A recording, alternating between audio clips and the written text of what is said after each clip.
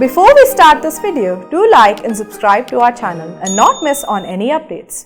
Let us now understand the Ansoff's matrix, which is also referred to as Ansoff's product market growth matrix. What is this matrix all about? It talks about growth of a business or growth of a company or a firm. And why do companies need to grow? To increase the wealth of the shareholders, to be the leaders in the market, they must grow. And how do companies achieve growth? Ansoff described this using a matrix which is called product market growth matrix, where he talks about how different strategies can be adopted by firms and companies to grow their business. Let us take an example first to understand how this matrix actually works. Say there is a vegetable vendor who comes to a locality and he sells vegetables.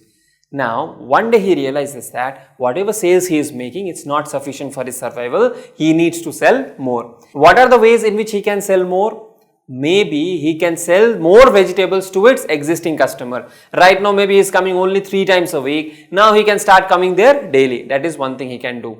The other thing what he can do is, he can start selling vegetables in a completely new locality. So, 3 days he sells in this locality, the other 3 days he sells in another locality, or morning time he will sell in his existing locality. In the afternoon and evening time he can go to a new locality and start selling vegetables. That's another thing possible. The third thing what he can do is, along with vegetables, he can also start selling fruits in his existing locality. So, wherever he used to sell vegetables earlier, now he will also start selling fruits. And the fourth thing that he can do is, he can start selling fruits in a completely new locality. So, in one locality in the morning he will sell vegetables, in another locality during evening maybe he will sell fruits. What did we see here? We saw there is an existing market, there is a new market, there are existing products, there are new products. If you are selling more of existing products in the existing market, it is called market penetration. You are selling more in the same market. Same product, same market. This is called market penetration. On the other hand, if he takes his existing products, which is vegetables, to a new market, it's called market development. The market is new and hence it's called market development. However, if he starts selling fruits in the existing market, new products, existing market, this is called product development. Here you are developing or trying to sell new product to your existing customers. And lastly, if you are selling new products in a new market, that means selling fruits in a new locality, it's called diversification. So these are the 4 strategies what Ansoff thought companies can use for growth. Either you sell more of the products to the existing customer, or you develop a new product and sell the same thing to the existing customer, or start selling your same product into a newer market, or sell a new product in a new market. Now, out of these 4 strategies, which one is the most riskiest? The last one what we thought, new product, new market, which is called diversification. This is the most riskier strategy because the product is unknown, the market is unknown. Which is the least risky? The first strategy, where the product is also known, the market is also known. So, there is the less amount of risk. And the other 2 strategies of market development and product development, they are of medium risk. Now, let us understand these 4 strategies from a company or a business point of view. The first strategy, which talks about market penetration, it's about selling more of your existing product in the existing market. And when we use the term existing market, we mean selling more to the existing customers. And how can you sell more to the existing customer? One way to sell more to the existing customer is increase your advertising and marketing spend, make your customers more aware about your existing products, take them away from the competition by giving discounts and other offers. So, if you can make them buy less of competition product and buy more of your product, you will be able to sell more products to your existing customer. This is called market penetration, and it is the least riskiest strategy among all the 4 strategies. Sometimes you may have an existing line of products, but your existing customers may be buying only one of those products. So you can convince these customers to buy other products which you already have, so that it becomes easy to penetrate the market. In this way, a company can increase its market share, overall market share. The next strategy is about market development. In market development, you sell your existing product to a new set of customers or to a new market. Say for example, you are selling products in India.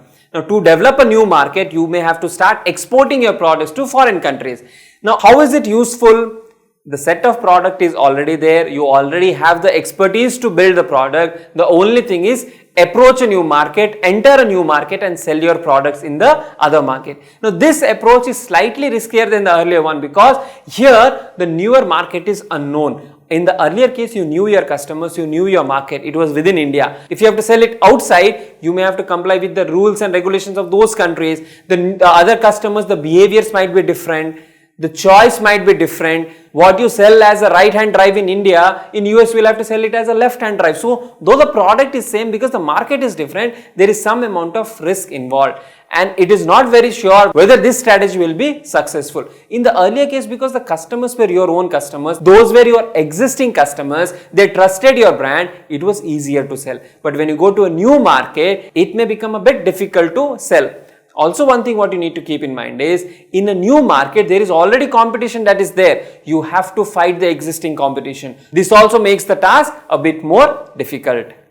An example of market development could be Xiaomi or MI selling their phones in India. So, they already had an established brand in China, they had the production facility, they started selling phones in India. So, for them, the market is new, the product is existing, and hence it's a market development strategy. Now, this kind of strategy is useful only when a firm has excess capacity, means you have a surplus capacity with which you can produce more and you can sell it in the new market. And there are also challenges around marketing, because a new market will require a different marketing campaign altogether, a different marketing strategy altogether. You will have to set up your own distributor and dealers network. So, all these are challenges for developing a new market. The next strategy is product development, which means you are introducing a new product for your existing customers. So, you already have a set of customers in place, you know the customers' tastes and preferences, you launch a new product for your existing customers. Now, an example of this could be Google launching Tej app, a payment wallet, to its existing customers. It already had millions and millions of customers using Android, using Gmail, using Google Maps. It just added one more product, which was Google Tej. Now it is known as Google Pay. Now, how was this strategy? A new product to an existing customer base or an existing market. It has a slightly higher risk as compared to selling your existing product to your existing market. So, but it is less riskier than diversification. So, here always remember, a new product to your existing customers. So, when Coca-Cola introduced Minute Maid, it is a product development. You are giving something new to your customers. The last and the most riskiest strategy is diversification. Offering a new product in a new market altogether. So, both product is unknown, the market is unknown. You have to spend a lot of time to understand the market, to market your product. You must also develop newer competencies to build a new product. So, this is the most riskiest, in which a company is playing with two unknowns. Now, you may have a question. Why would a company go into this kind of scenario? Why would they launch a new product in a new market? Maybe because the existing market is fully saturated. There is no opportunity left in the existing market, and the existing product is not fit for the new market. In that scenario, a company may decide for diversification. So, it can launch a new product into a new market altogether. So, for growth, a firm can adopt any of these strategies depending on the money they have, the risk they are willing to take, the opportunities they are willing to pursue. So, depending on that, it can be a market penetration where it is an existing market, existing product. Then it can be a product development, existing market and a new product, a new market and an existing product. It's a market development. And lastly, it can be diversification, which is a new product into a new market. Now, let us understand the General Electric matrix. The name is General Electric matrix because it is developed by the General Electric company, or GE as we generally refer to. This matrix talks about two parameters. One, how attractive is the market, and the other, what are the strengths of a business. Now, when we talk about attractiveness of the market, we have also discussed this earlier. You will have to look at the market and see whether it is attractive enough to enter. Now, what all factors will decide the market attractiveness? What are the growth potential in the market? So, if a market exhibiting a high growth potential, it becomes attractive. How severe is the competition in the market? Is the market that you are trying to enter into, or our current market, is it profitable? So, if it's a highly profitable market, it becomes attractive. If it has a very severe competition, if there is a cutthroat competition, it may not be so attractive. You will also look at what is the overall market size. A large market growing at a very fast pace, that becomes attractive. If there is a large market as compared to a smaller market, a large market is generally attractive. You will also look at what is the cost structure of the industry. How are various economic factors influence a particular industry? How do distributors function in the industry? What are the customer behavior? How quickly customers switch from one competition to another competition? If you study all the factors of the market, you can conclude whether a market is attractive or not. If it is an attractive market, generally companies would choose to enter into such market, and if it is not an attractive market, the answer is very obvious. You will not like to enter into the particular market. The other part of the matrix is the business strengths. Now, what do we mean by strength? What are those points which give strength to a business? Maybe a company has a very good profit margin. Despite the entire competition struggling, this company makes profit. It can be a business strength. If a company has a large market share in a market, that can be a business strength. If the market share is growing, even that can be a strength. Also things like what is the caliber of management, how good is the production facility, what are the technological capabilities the company has, how good is the manpower resource that the company has, how good is the distribution channel. All these factors gives strength to the company. Based on how good is the strength of the company and how attractive is the market, if these two parameters are compared, decisions can be taken as to whether you want to continue in the market, whether you want to exit the market, whether you want to diversify into a new market. But before we actually understand the market, let us quickly list down the various parameters which determine market attractiveness and business strengths. Market attractiveness is measured by following factors: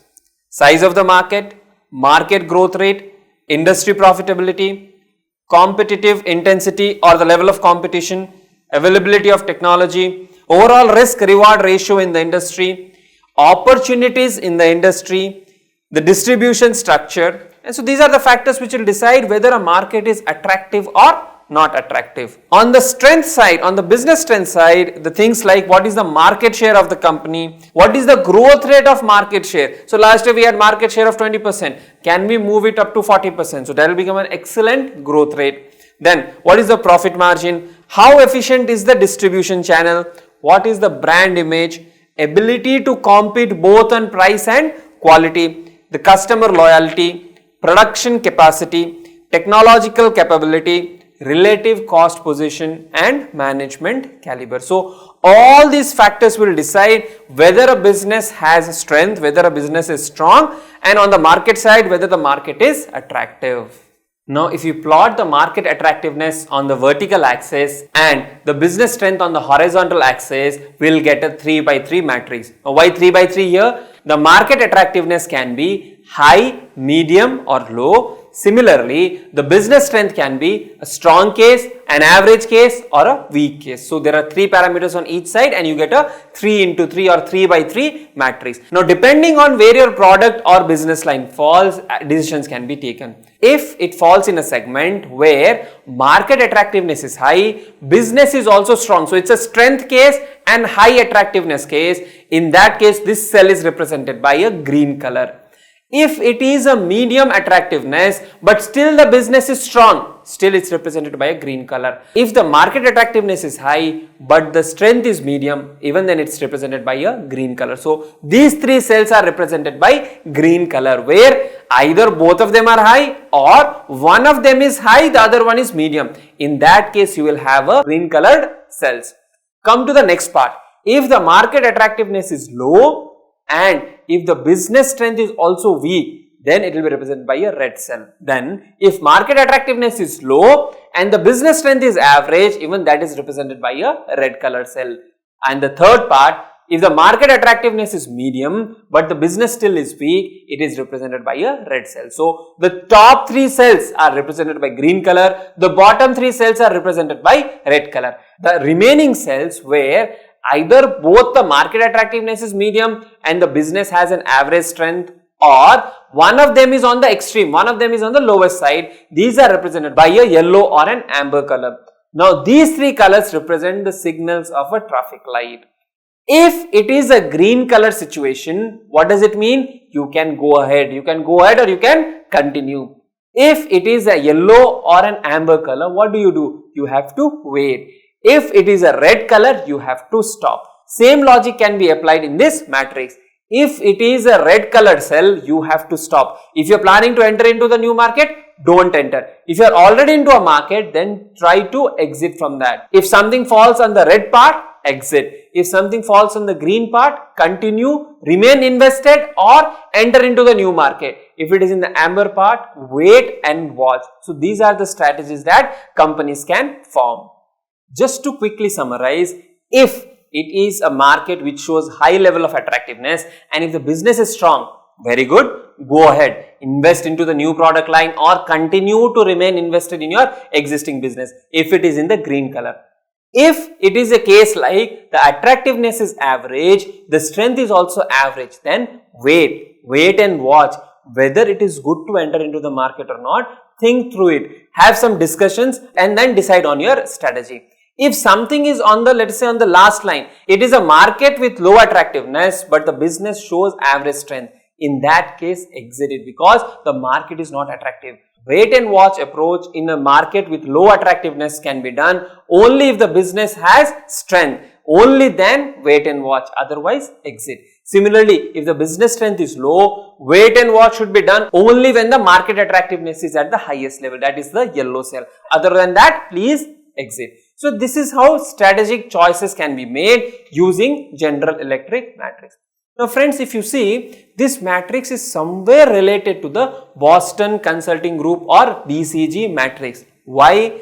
Because even there we talked about relative market share which represents business strength. There also we talked about market growth which somehow means market attractiveness. But in this General Electric matrix, we are using multiple parameters and not just the growth factor. We are using multiple parameters to decide the business strength and not just the relative market share. So that is the distinction. Otherwise, by and large, this matrix looks like BCG matrix but with more details and more parameters. Let me ask you one question.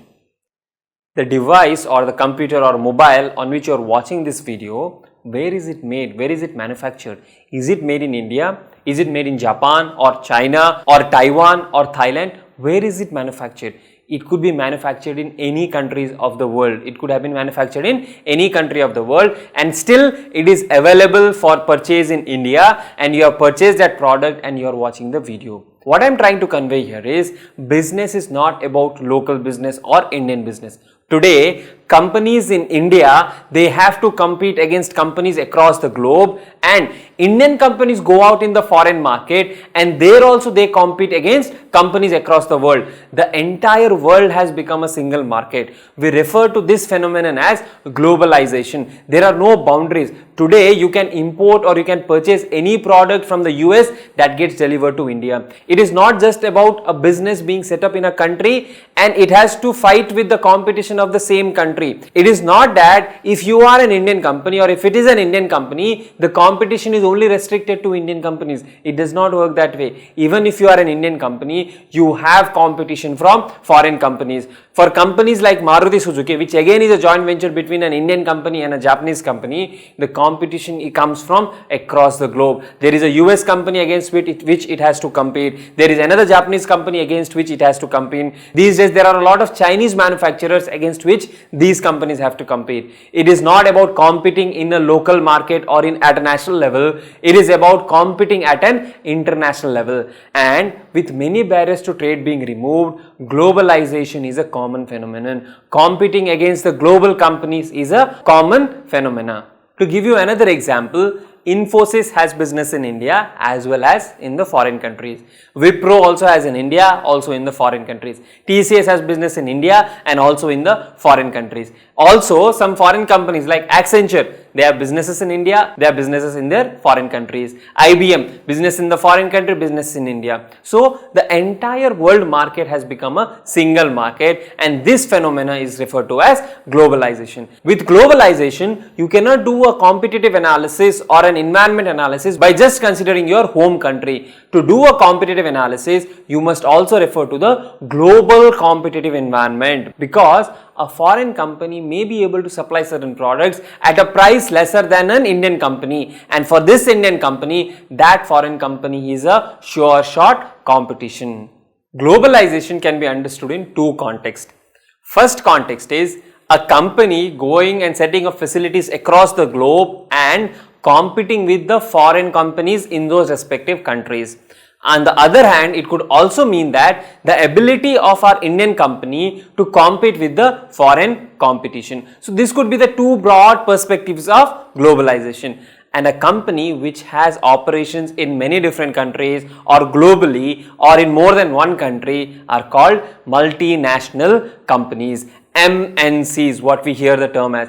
Now, it's not that MNCs are only foreign companies. When we talk about multinational companies, even an Indian company can become a multinational company. Don't be under the notion that only companies like IBM, Amazon, Citibank, HSBC, only these are multinational companies. Don't be under that notion. Even companies like Infosys, Wipro, TCS, where they have operations in many different countries, even these companies are called multinational companies. The only criteria being, if you have operations in more than one country, it becomes a multinational company.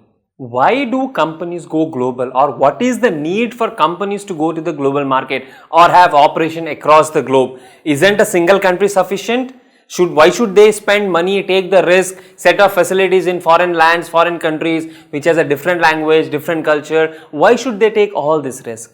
One important reason why companies go into the foreign countries or when they expand globally is when they feel that the local market is not sufficient to grow or the local market is saturated. Once the local market is saturated, they would want to explore newer markets in the foreign countries. So, if demand in India cannot grow beyond a certain point, then at that point of time, Indian companies may look at foreign countries for their growth, because growth is essential for survival. If you do not grow, you die. So as growth is essential, if the domestic market does not provide sufficient demand or sufficient growth opportunities, they may think of going global or entering into the global market. An extension of the point which we mentioned just now could be that the companies produce so much that the local market cannot absorb all the production. So the production is in excess of the local demand, and hence there is a need to go out in the foreign market and selling your product. So this could be another reason why companies go global. So first thing is to look for growth opportunities because the domestic markets are already saturated.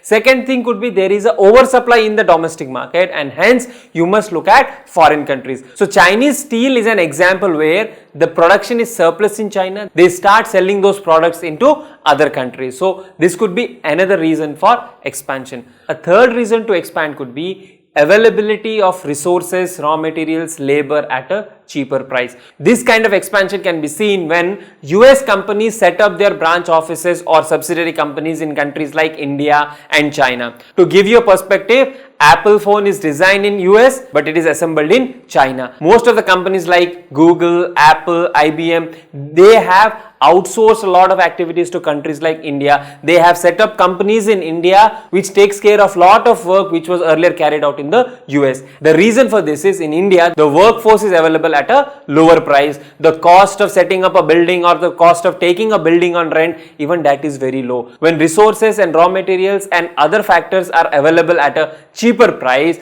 then the companies think of going global. They expand their businesses into other countries. Another reason could be to reach the market faster. Now, when we say to reach the market faster, companies would like to produce their products as close to the market as possible. So, instead of manufacturing a car in Japan and exporting them to India, it would be better if they could set up a facility in India so that they can transport the car faster to the market. The access to the market is faster. This could be one reason for setting up companies across the globe or having multiple manufacturing units across the globe. Prior to 1991, India was a closed economy. The government did not encourage foreign companies to come up and set facilities in India or do businesses in India. It was very much restricted. It was not prohibited, but it was very much restricted. In such a scenario, companies will definitely not come to India.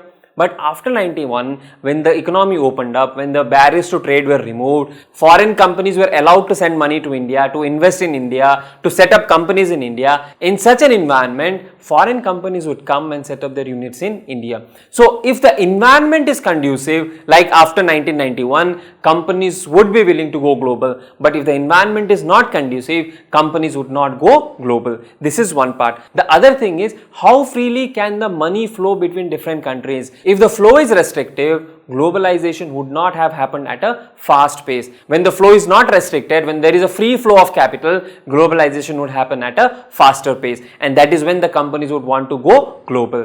Also, for companies in the US, they would like to set up the units and branches in India because in the service sector, you do not need sophisticated manufacturing facilities. What is needed is good infrastructure in terms of building and technology access. With advancement of technology, with so much of cloud storage coming into picture, the transfer of work from the US companies to the Indian companies has become much easier. And since here the workforce is available at a cheaper price, the companies start outsourcing their work to India. On the other hand, companies in India like Infosys and Wipro, they have set up units in the foreign countries to cater to the local needs of the customers there. So they can still send workforce from India to work in the foreign countries, paying them a much lesser salary, but at the same time charging a high price from the customers there. So this becomes an advantageous position. You can still provide the services at a lower price because you have access to low cost workforce, but you will still be recovering the same amount from your customers. So this becomes a profitable situation. Because the service sector is growing so fast, it does not have many physical barriers like transportation. This sector has seen the maximum impact of globalization. So you see many foreign companies setting up their units in India and Indian companies setting up their units across the globe. Whereas if you compare this with setting up a manufacturing facility, you will need a huge amount of land, a lot of government permissions, and then transporting certain key raw materials or components from the home country to the country in which the facility is set up. So all these would make the process very much complex. So in the service sector, you will see higher impact of globalization. I am not saying that the manufacturing sector has not seen globalization. The only thing is relatively service sector has been more impacted by globalization. So these are some of the reasons why companies would want to go global. The primary reasons being looking for growth, looking for newer opportunities, and looking for low cost raw material, low cost resources, and also access to the new markets. We said that when companies have operations in more than one country or they have set up facilities in more than one country, we call them multinational companies. A slight variant of this is transnational companies. In many cases, these words are used interchangeably and there is not much of a difference between a multinational and a transnational company. But from examination point of view, there could be a slight difference which can be tested. When we talk about a multinational company, we talk about a centralized management system, meaning the company has a head office or the main company or the ultimate holding company in a particular country from where it controls all the companies across the globe. But when you talk about a transnational system, you will have different companies across the globe, but there is no centralized management, meaning each company in each country has the authority to take decisions. Here we are talking about centralized management system under multinational companies. Under transnational companies, there is no centralized decision making. It is a decentralized system. So a company in China will take its own decision. A company in US will take its own decision. Though the decisions would be made on common parameters, but there is a decentralization here, there is a centralization here. This is one difference. Because a multinational company has a centralized decision making system, there could be delays in decision making because the time when a proposal is received from a foreign company to the head office, they will deliberate and they will take decisions, there could be certain delays. The other thing to note here is because the decision is centralized, the central team may not be aware of the peculiarities of the particular country because each country has a different set of functioning, different set of culture, behavior, demand, market conditions. All these are different. So the team at the center may not be really aware of what is actually happening at the ground level. These can result in delay in decision making. But when you talk about transnational company, because the decision making is not centralized, it is decentralized, decision making can happen faster. These are two differences between multinational and transnational companies.